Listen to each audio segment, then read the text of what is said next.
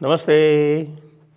आप सभी से अनुरोध है कि कृपया हमारी चैनल को सब्सक्राइब करें, वीडियो को लाइक करें, शेयर करें। बांग्लादेशी अवैध घुसपैठियों की पहचान करके उनको लगातार बाहर फेंका जा रहा है। लेकिन लोग ये पूछ रहे हैं कि साहब ये जो नया एक्ट आने वाला है, जो illegal immigration and foreigners act या इमिग्रेशन एंड फॉरेनर्स बिल करके जो लाया जा रहा है, वो आप ला तो रहे हैं, लेकिन अगर बांग्लादेशी इसको एक्सेप्ट करेंगे या नहीं करेंगे। भाई देखिए, आपको एक बात बता दूं।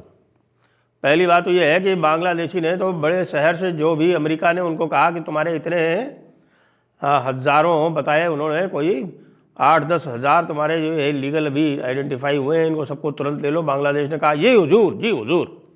भारत ने अभी जितने भी भेजे हैं वो करीब 10,000 से अधिक भेजे हैं वापस, उनको उन्होंने तुरंत शहर ले लिया है, उसमें कोई भी हिला हवाला नहीं किया है। और भारत भी बहुत आसानी से वही काम कर सकता है जो कोलंबिया के साथ यूएस ने किया है, क्योंकि बांग्लादेश पूरी तरह से भारत के ऊपर निर्भर है। यदि भारत कहे कि साहब कि आपने यदि इन बांग्लादेशियों को, आपके जो इलीगल बांग्लादेशी यहाँ पर आए हुए हैं, इनको आपने यदि एक्सेप्ट नहीं किया तो हम आपके साथ ट्रेड बंद कर देंगे। बस उसी दिन बांग्लादेश खलास हो गया। हम आपको ऑयल सप्लाई नहीं करेंगे, बांग्लादेश खलास हो गया। हम आपको बिजली सप्लाई नहीं करेंगे, बांग्लादेश खलास हो गया। लेकिन बात यहाँ तक नहीं है। बात यह है कि इसका पूरा एक प्रावधान फॉरेनर्स एक्ट में है। सेक्शन 3(2)(c) करके प्रावधान है कि किसी भी इलीगल को यदि पकड़ा जाएगा तो उसको हम डिपोर्ट कर सकते हैं। और वो डिपोर्टेशन जो है उसमें तो ये लिखा है, दो तरह से होते हैं डिपोर्टेशन, वो भी मैं आपको बता दूं। एक तरह से तो डिपोर्टेशन जो है वो ऑफिशियल होता है, जिसमें बाकायदे आपस में बातचीत होके और बॉर्डर पर हैंड ओवर कर दिए जाते हैं घुसपैठिए, और उनसे कहा जाता है कि भाई आप इनको अब ले जाके उनके घर पर छोड़ दो। और दूसरा वो होता है जो उनको ठेल दिया जाता है, जिस तरह से वो आए होते हैं उसी तरह से उनको वापस भेज दिया जाता है, विशेषकर ऐसे बॉर्डर से जो कि अनमैन्ड हैं या पूरी तरह से नदियों के भरोसे हैं, उसमें से उनको रवाना कर दिया जाता है। वो चले भी जाते हैं, उनको पता भी है वो कैसे आए हैं, और उसी रास्ते वापस भी चले जाते हैं। तो अब यदि नया एक्ट आएगा तो नए एक्ट में ऐसा क्या होगा कि इससे अचानक जो 2 करोड़ बांग्लादेशी बताए गए थे, हमारे उस समय के state home minister Kiren Rijiju ने बाकायदा इन राइटिंग बताया था संसद में एक प्रश्न के उत्तर में कि उनके अनुमान के अनुसार लगभग 2 करोड़ बांग्लादेशी अवैध रूप से भारत में रह रहे हैं। तो अब इन 2 करोड़ को आइडेंटिफाई करने के लिए जो प्रोसीजर होगा वो इस नए एक्ट में बताया जाएगा। अच्छा, पिछले जो फॉरेनर्स एक्ट है, जिसके सेक्शन 3(2)(c) में डिपोर्टेशन का प्रावधान मैंने आपको बताया, वो जो है वो स्टेट गवर्नमेंट्स को भी डेलीगेट कर दिया गया है। और ना केवल स्टेट गवर्नमेंट को डेलीगेट कर दिया गया है, स्टेट गवर्नमेंट ने जहाँ जहाँ सिफारिश की है वहाँ पर लोकल अथॉरिटीज़ को भी डेलीगेट कर दिया गया है। तो एक तरह से कहीं से भी कोई भी किसी भी बांग्लादेशी को पकड़ के डिपोर्ट करा सकता है। अच्छा, अब इससे बांग्लादेश में क्या रिएक्शन है, क्या प्रतिक्रिया है? सबसे बड़ी प्रतिक्रिया तो ये है कि बांग्लादेश की तरफ से अभी तक कोई प्रतिक्रिया नहीं है। ये बड़ी प्रतिक्रिया है। इसका मतलब ये है कि जो पुराना प्रोटोकॉल है वो उसके अनुसार अपने लोगों को वापस लेने के लिए तैयार है, उनको इसमें कोई विशेष आपत्ति नहीं है। क्यों नहीं है, ये सोचने वाली बात है, क्योंकि जो इस्लामी हैं उनका जो टारगेट है वो दूसरा है, जो सरकार है उसका टारगेट दूसरा है। जो इस्लामी हैं उनका टारगेट ये है कि भाई हमको तो ग्रेटर बांग्लादेश बनाना है, हमको तो भारत में इन लोगों को भेज के भारत की डेमोग्राफी चेंज करनी है, और उसके बाद वहाँ की जो डेमोक्रेसी है, डेमोग्राफी के माध्यम से डेमोक्रेसी पर कब्जा करना है, और उसके बाद इसको बांग्लादेश का पार्ट बनाना है। हालांकि उन्होंने अपने जो लोग हैं वहाँ बांग्लादेश के पार, उनसे पूछा नहीं है, क्योंकि बॉर्डर पे लगातार वो इनका इस समय विरोध करना आरंभ कर चुके हैं। ऐसा उन्होंने क्यों किया है? ऐसा उन्होंने इसलिए किया है क्योंकि उनको भारत में ही रहना है। उनको पता है कि बांग्ला मीन्स कांगला, तो कंगले के पास उनको नहीं जाना है। दूसरी बात, इस समय वो और भी कुछ करने की स्थिति में नहीं है, क्योंकि यूनुस जो है वो तैयारी कर रहा है कि बांग्लादेश से किस तरह से सही सलामत निकल जाए। आप ये देखिए, इस समय जिस समय हम बात कर रहे हैं उस समय अलेक्जेंडर सोरोस जो है, यानी जॉर्ज सोरोस का बेटा, वो यूनुस से मिलने ओपनली बांग्लादेश गया हुआ है।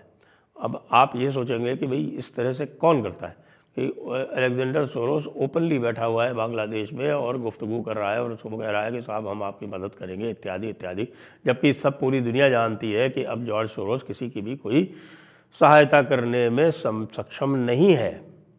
उसकी जो भी पावर थी डीप स्टेट की, स्टेट डिपार्टमेंट पूरा का पूरा जो अमेरिका का था वो जॉर्ज सोरोस के इशारे पर काम करता था। उसके अलावा डिपार्टमेंट ऑफ जस्टिस और दूसरे और इस तरह के जो कई डिपार्टमेंट थे वो सोरोस की मर्ज़ी पर एक्ट करते थे, और विदेशों में जो भी एजेंडा होता था स्टेट डिपार्टमेंट का वो सोरोस वहाँ पर एक्ट अपॉन कराता था अपने एनजीओ के नेटवर्क के माध्यम से।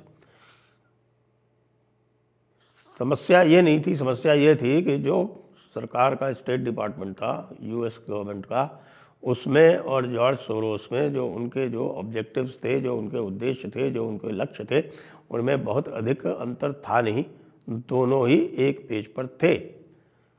अब स्थिति बिल्कुल उलट गई है।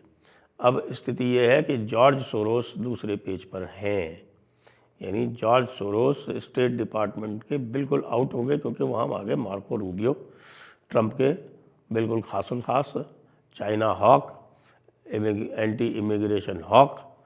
तो सोरोस के लिए भारी प्रॉब्लम हो गई। अच्छा, वो जो उनका पूरा वोक और ग्लोबलिस्ट एजेंडा है, मेन एजेंडा वही है, वोक और ग्लोबलिस्ट एजेंडा।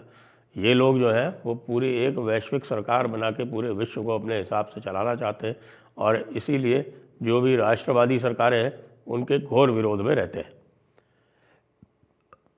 अब मामला जैसा मैंने कहा वो पूरी तरह से उलट गया है। तो उलटने के बाद सोरोस ने बांग्लादेश में, क्योंकि वहाँ पर एक बांग्ला राष्ट्रवाद सदैव रहा है और अवामी लीग जो है उस बांग्ला राष्ट्रवाद की प्रतीक है, उस बांग्ला राष्ट्रवाद को पलट के ये फिर से एक एजेंडा ले आए जो एक इस्लामिस्ट एजेंडा है, और जो ग्लोबलिस्ट हैं उनके एजेंडा को सूट करता है।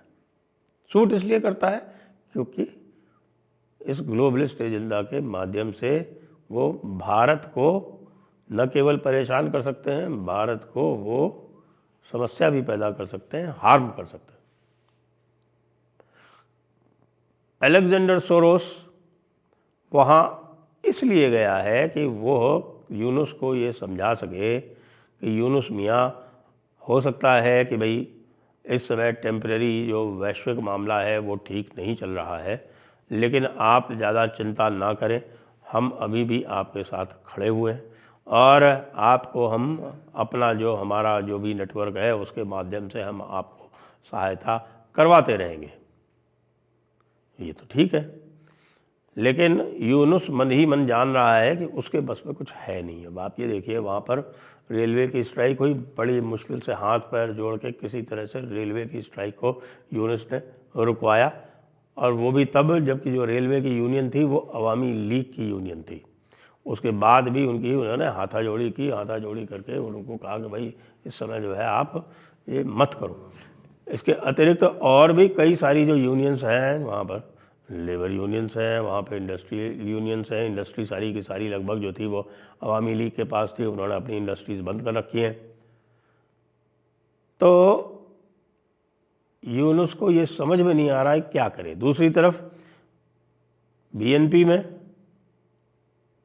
और जो स्टूडेंट्स थे उनमें और जमाते इस्लामी में आपस में संघर्ष आरंभ हो गया। इसलिए यूनुस ये देख रहा है कि भाई इस मामले में कम से कम भारत को और अधिक रुष्ट ना करे, इसलिए वो चुपचाप जो अपने इमिग्रेंट्स हैं, इलीगल इमिग्रेंट्स हैं, उनको लेते जा रहा है।